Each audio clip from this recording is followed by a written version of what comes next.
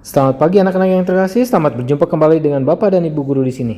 Anak-anak yang terkasih, sekarang Bapak akan membahas pembelajaran agama pembelajaran 17, yaitu tentang tanda salib. Ada banyak orang yang berkorban untuk kita, orang tua yang melahirkan dan membesarkan kita, guru-guru yang mengajar dan membimbing kita, dan teman-teman yang belajar dan bermain bersama kita. Yesus sendiri berkorban untuk kita. Yesus rela disalibkan untuk menebus dosa kita. Membuat tanda salib berarti mengenangkan cinta Yesus yang rela berkorban untuk kita. Nah, pada pembelajaran kali ini kita akan mengenal 2 harian umat Katolik, yaitu kita akan mengenal bagaimana cara membuat tanda salib yang baik.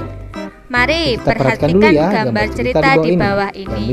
Cerita ini diambil dari Alkitab Lukas 23 ayat 26 sampai 49. Ya. Di sini ada gambar. Gambarnya itu Yesus dijatuhi hukuman mati. Pilatus menyerahkan Yesus kepada prajurit dan mereka membawa dia untuk dihukum mati bersama 2 orang lain. Kedua-duanya adalah penjahat, juga dibawa untuk dihukum mati bersama Yesus. Sampai ke bukit Golgota.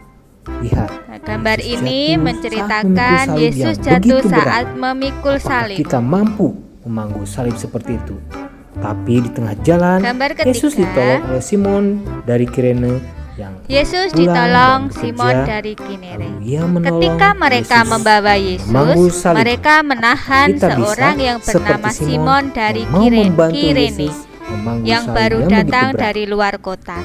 Lalu diletakkan salib itu di atas bahunya supaya dipikulnya sambil mengikuti Yesus. Mengurangi dosa-dosa kita. Setelah ia berat memangku salib, Yesus disalib dengan 2 penjahat di kanan dan kirinya. Kalau penjahat ini sudah pantas mereka disalibkan karena mereka mempunyai kesalahan. Sedangkan Yesus sendiri, dia tidak mempunyai kesalahan. Dia rela disalib karena saking cintanya kepada umat manusia, yaitu untuk menebus dosa-dosa kita semua. Sehingga Yesus sebagai anak Allah mengorbankan dirinya, rela mati di kayu salib. Ya. Anak-anak, mari kita bantu Yesus dengan meringankan beban Yesus dengan berbuat kebaikan ya, dan mengurangi kesalahan dan dosa-dosa kita.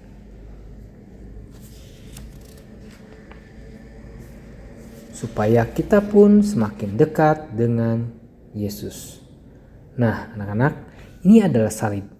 Salib memiliki arti yang sangat penting bagi umat Katolik. Tadi, salib disebutkan untuk mengenang cinta Yesus yang rela berkorban untuk kita. Jadi, ini adalah tanda kemenangan umat Katolik. Ya, umat Katolik itu punya tanda kemenangan, yaitu salib.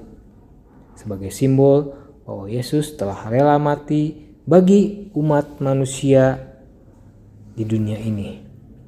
Kita sebagai orang Katolik saat membuka dan menutup doa dengan tanda salib. Nah, kalau kita menjumpai orang yang membuat tanda salib, itu berarti adalah orang Katolik ya.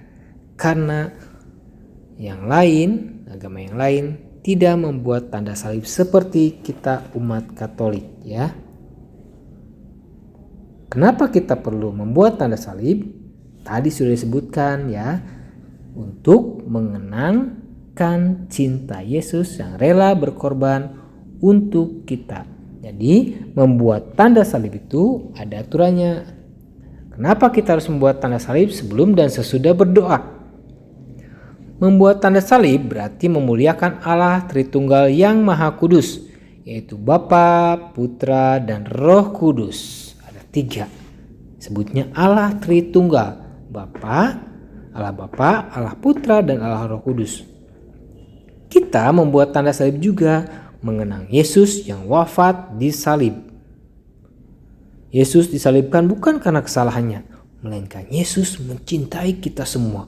Sangat besar cintanya kepada umat manusia sehingga rela mati di kayu salib.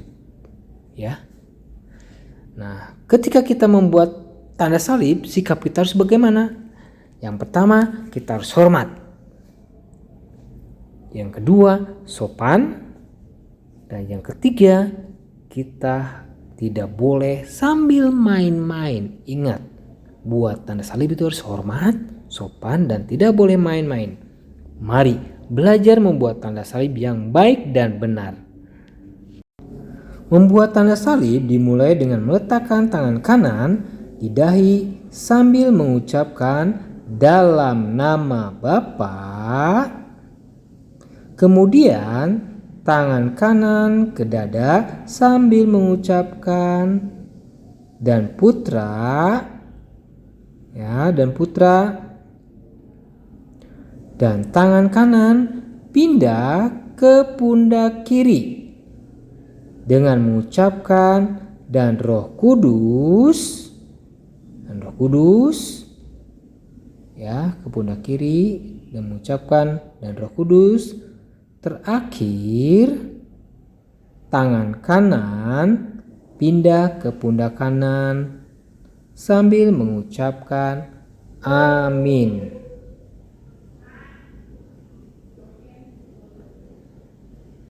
Nah, kalau dinyanyikan seperti ini. Dalam nama Bapa, dalam nama Putra, dan dalam Roh Kudus. Amin, amin, amin. Ulangi ya.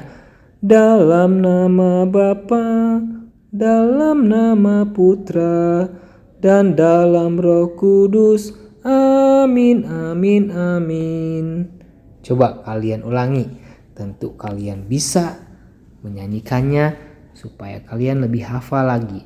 Dalam nama Bapa, dalam nama Putra, dan dalam Roh Kudus. Amin, amin, amin. Ya, anak-anak, seperti itu ya.